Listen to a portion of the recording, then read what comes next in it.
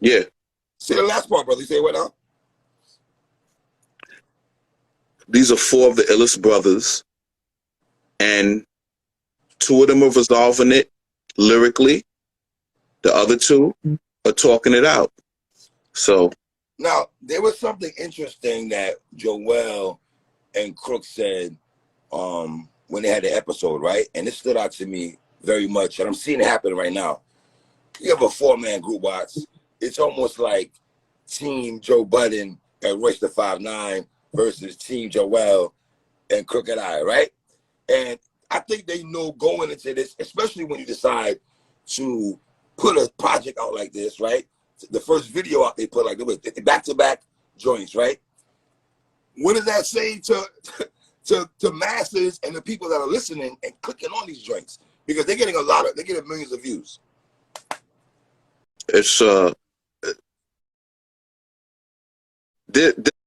it's this Crooked I said something in that episode that people are picking sides, and unfortunately, Joel going live with them exacerbated this matter and even heightened people's emotional feelings. So people are even taking sides stronger because of the Frank talk. You know what I'm saying? Just the Frank talk? I think it's bigger than the Frank talk. No. It's bigger than the Frank talk, but it's just, it made the situation more volatile, because if you heard the way Joel said afterwards, you shouldn't have said that to me. Right. Like, that's twice. Joel kind of threw it out there. So if you're feeling some kind of way, if I'm like in an argument and a disagreement with you, and we end the disagreement with Frank talk, and then I'm like, I'm out, you gonna pay for that, then it really goes somewhere else.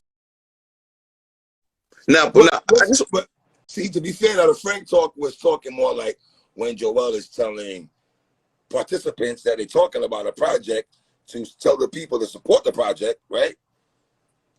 I think Joe was saying SMD to the particular project itself, maybe not Joel. Even though you can make the argument, hey, if you're telling me F my project, you're saying F you to me also. You can make the argument. I agree. And the issue was, the reason why Joel, it seemed, said it is because Joe Budden was like, you know what? I love you guys. I support you guys.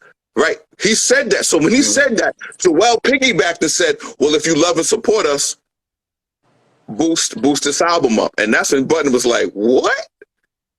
Budden thinks this is a diss album to him. That's how he feels. Is this more like a Beanie Siegel, like when he got at home? It's not a diss record, it's a real record? Yo, that's a great point.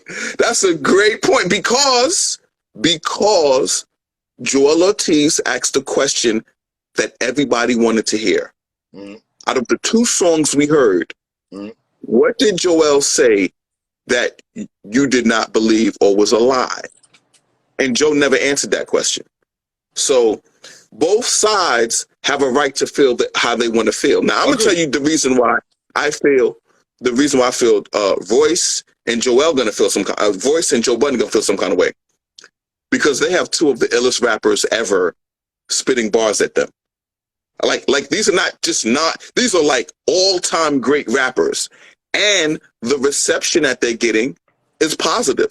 Look at me and you. How do we feel about these two songs? Hitting you up on social media saying, hey, you guys are the reason why Slaughterhouse is not popping. That's the biggest thing to me, Watts.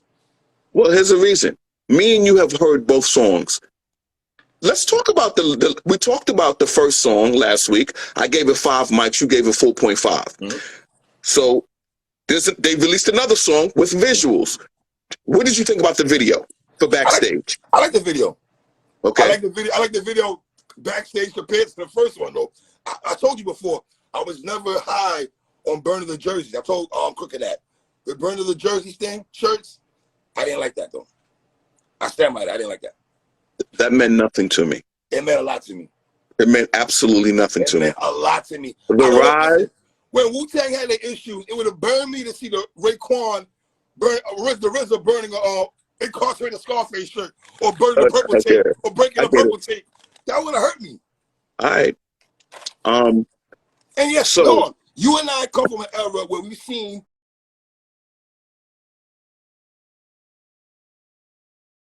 groups have discrepancies within the camp. So we're not new to this or blind to this. This has happened. This thing has happened on a maybe bigger scale. Because social media is here. So I think this is nowhere near as big as when EPMD broke up. Okay. I think when EPMD broke up, just the artists that they were connected with, platinum selling DOS Effects, K Solo, Redman's first album, 1992, the Hit Squad was dominating hip hop, and all of a sudden it was gone. Now there was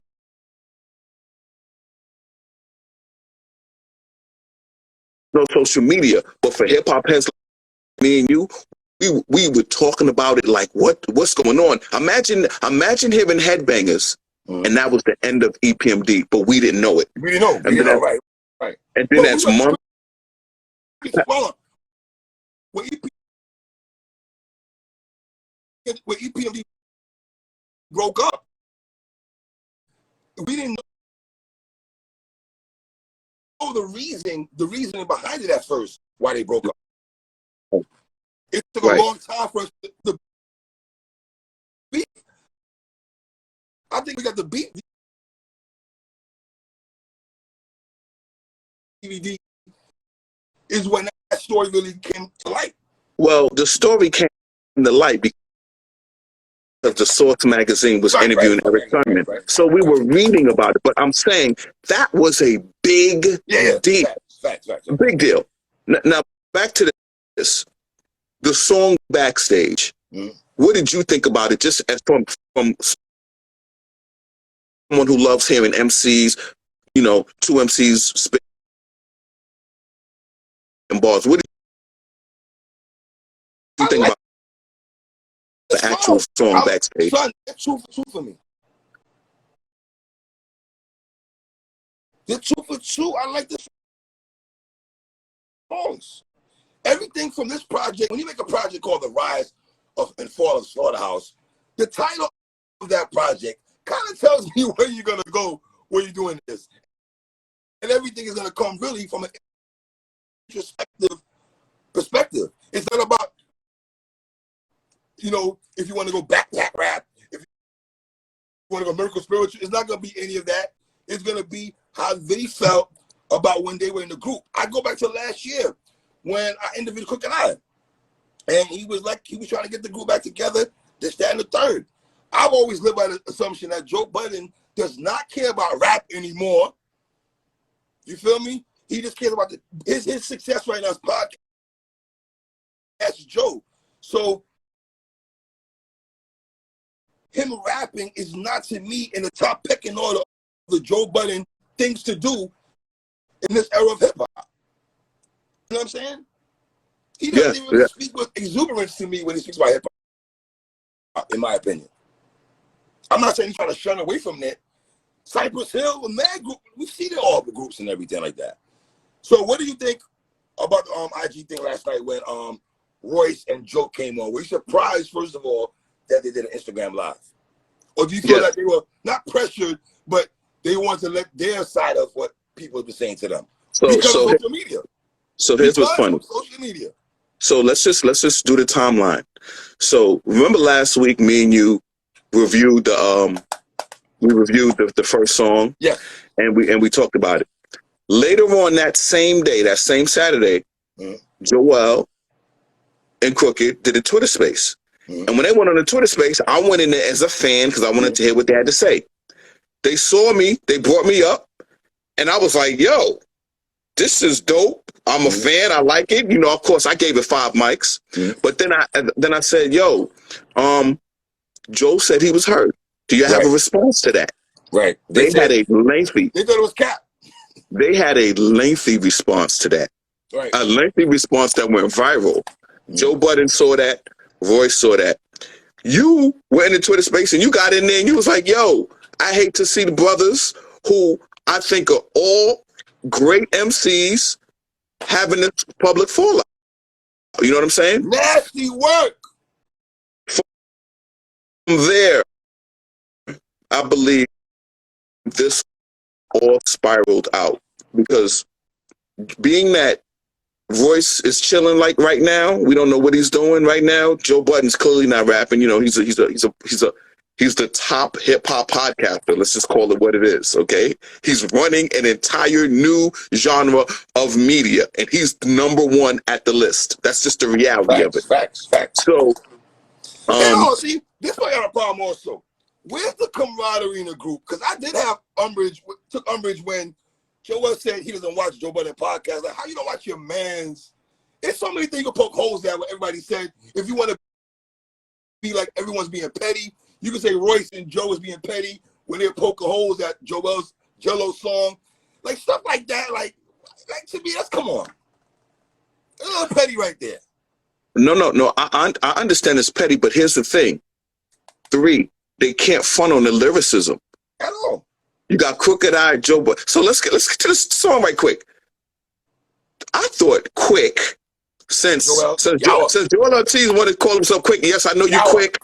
You introduced us in my feelings. You introduced us. I know you as Quick first, Joel Quickman. Stretch Armstrong used to play you. So I like the fact that you're going back to Quick. You know what I'm saying? And they calling you that. I thought Joe Budden, I thought Joel Ortiz spazzed out. I thought he spazzed out on that first verse. To me, I thought he spoke more about the slaughterhouse situations more than Cook did. Overall, for a length period, for more lengthier period. I think what made this Backstage so ill is they did it with 2 different approaches. Joel Ortiz went straight, no chaser, straight for the jugular, wordplay, verbal, flipping it. You know, pulled up in a red spider without the red spider. Go ahead, get to them bars. No, I like the thing when Crook was going into the Book of Ryan and all that. I like when he went into that. See, when he did that for me, see, that's what I'm saying. When Royce hears that, is he like, you can't really take that as a diss. Even though you had Book of Ryan, it wasn't really a diss. It wasn't an insult. It wasn't no Ice Cube, no Vaseline type of bar or common bitch and you. Let me tell you something. It was none of those. Crooked Eye hit them with, I call it concept ether. That's what I call his verse. I feel he took the situation and just used biblical phrases, biblical references, put it together, and just, it was etherish to me. And when those guys hear it, etherish? In the respect, absolutely etherish. If you're saying etherish, then let's stay right there with the word you said, etherish. You're saying this is really a diss record then? I'm saying no. I'm saying it's the ish that makes your soul burn slow. Okay, but see, I'm not looking at it that way. I'm looking at it more like it's Beanie Siegel, average cat song. A real record, not a diss record. Oh, I have this over the average cat. No question about it. I'm not comparing the songs, just the way the approach to the song. Is what right, and I'm saying that approach that Crooked used to me was etherish because not only was it lyrical, it was the phrases. He was like, "I'm King Nebuchadnezzar." Yo, the way he was calling himself, the way he was referring to Joe Budden as Joseph. Yo, my man, he put it this way. He made it like y'all can have a problem with me. Y'all can't have no problem with my rapping ability or my rap skills. This is gonna have to be, you don't like my business. Like Joe Budden said, Crooked will do anything for a check. He'll shake his butt for a check. So they really have a different right. There was no communication. I think did you see Crooked's IG response. Yes, I saw an IG response where Crooked spoke about the deal and everything like that. And that's why I went into a blog about that. And I said, respectfully speaking, did people, I got to go ahead with it. Watch. I don't know. I'm just speaking, speculating. I don't know if cats felt the way that Crooked was the one who came with the deal. Because Crooked is saying that he came with it. Let's be honest. They spoke about the deals they had at Slaughterhouse. And across the board, everyone said Slaughterhouse business was what? Not good. Joell said that, Joe said that, and Roy said that, right? So Crook comes to the family with a deal, and I don't know what happens after that. It's like, you know, Well, the it communication seems aspect of it didn't fall through. it seems like Joell and Crook, their main pet peeve now is, okay, we accept the fact that Joe Budden is not going to rap, or that's what they believe, right? Mm-hmm. I think what's hurting them is that Royce wouldn't do the 3-man group with them, even though Royce is saying he never turned it down. But in their mind, they believe Royce was like, I'm not going to do this without Joe Budden. And I think they're sitting up there like, we got a 3-man deal here, and you won't rock with us on this? Because Joe Budden's not in it, and Joe Budden's retired, like Joell said. He said, Joell's retired. How deep you want to get with that? Because I could poke at that. I could poke holes in those theories and shit. I could poke holes in your weak niggas' theories, like Ho said. I could poke holes. Yo, watch. I could poke holes in that theory, though. Go ahead. Listen. Remember the movie back? It's funny. The show. Go back to the movie, The Show. The documentary, The Show. The infamous episode Wu-Tang Clan with Ghostface and Method Man, right? Remember that? Yeah. I feel Joell feels like, yo, Royce, all right, boom. Joe not rapping no more. Why the fuck three of us can't move, keep it moving and shit? Oh, you don't want to rap because of this nigga? Are you implying that you don't want to rap with us? Are you implying that we can't rap to your God level of MCing? But then again, hold on. But then again, on the Devil's Advocate, niggas respect Crooked I's pen so fucking much. I can't even believe that. Right. So they're looking at it as the way it's turning out. If the public perceives it, it looks like Royce is riding with Joe. That's just the way it looks. Because clearly, Crooked I and Joell said, you know what? We're going to speak our truth and we're going to do our thing. And then when you see the IG Live and Royce is like, I'm so disappointed in Crook. I'm so disappointed. Like he was really disappointed in Crook. And on Crook's IG Live, Crook was saying, I got love for Royce. So I'm going to tell you this. This is my heart and soul. That relationship can be salvaged easily. Which one's that? Royce and Crook. I believe the Royce and Crook relationship can be salvaged. I think that can be salvaged with one call. Literally. So hold on. When Royce said that me and Joel wasn't really close, how do we look at that? Is that a big thing? Is that something we just like, okay, it's not that deep? Or do you have to get along, even though you formed a group? Do you have to, Tim, I think you have to have continuity, chemistry, all that plays a part. I done seen Joe Budden TV with him and Joell running races back in the day and shit.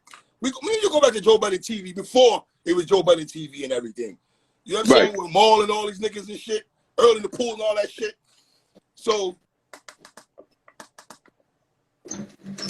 maybe Joe, I just feel like when Royce said that, I was like, wow. No, I agree. I agree with what you're saying. But there's a lot of hurt feelings in this, man. Yeah, of course. Like. Of course. But you understand why, though, right? Yes. I definitely understand why, brother. I definitely understand why, man. I feel like there's been like, I don't know, man. The more, especially last night, it kind of opened my eyes to a lot of things. And I'm very much interested in this project more. I wasn't interested before, but my thing is this. What's it, 11, 13 joints, right? Yeah. How much can you talk about the whole Slaughterhouse situation in 13 songs, though? I think you can easily do it.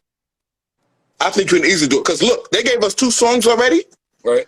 And in those 2 songs, they broke down. I think they could do it, man. They could do it. You know, you can take a theme and a concept and make a whole album out of it. We seen Kurt Jones. Sticky Fingers. The Kurt Word. Jones Sticky Fingers album. The Wait a whole minute. Kurt Jones album. Master Ace has done it too. Master Ace has done it. You feel me? We've seen Prince that Paul. shit. Prince Paul has done it. Paul has done it. No. We lived through that. Now, and because of the high level of lyricism by Joell Ortiz and Crooked Eye, as fans of Slaughterhouse, we're the ones getting treated. We're the ones getting this lyrical, phenomenal stuff. Right. Did you get all right? I was getting a feeling last night when the conversation was there because Joell Ortiz said something. Because I listened. Joell Ortiz said that Joe called him to ask him about the deal that was laid to the table. When I heard that, watch, the first thing, I don't know, light bulb, ding, ding, ding, ding, ding, epiphany hit me like, bam, this nigga still wants to rap. I'm going to be honest, I do not get any sense that Joe Budden wants to rap again. I don't get that feel at all. Because if the business was right, that's ownership talk. So I'm thinking his niggas come back outside. I'm looking at it. You can pull up. I don't. Shit. I personally just don't know. I think Joe Budden. Listen, I already stated Joe Budden has the #1 hip hop podcast. Mm-hmm. I mean, his podcasts go viral. They generate moments. His breakup it's to the next one. Being a rapper than doing podcasts. Let's be honest. Listen, he's less stressful. And he's running his whole empire that brings a whole nother set of issues. So I can definitely understand the Joe Budden music era. You know what I'm saying? Right. We come from the Joe Budden music era. So I'm always gonna want to hear Joe rap. Podcast Joe is cool, but I'm from Joe Budden Mouse era. You know, I'm from that and shit. Old school Mouse. New music too. What? Old school Mouse. What? It's hip hop over here. By the way,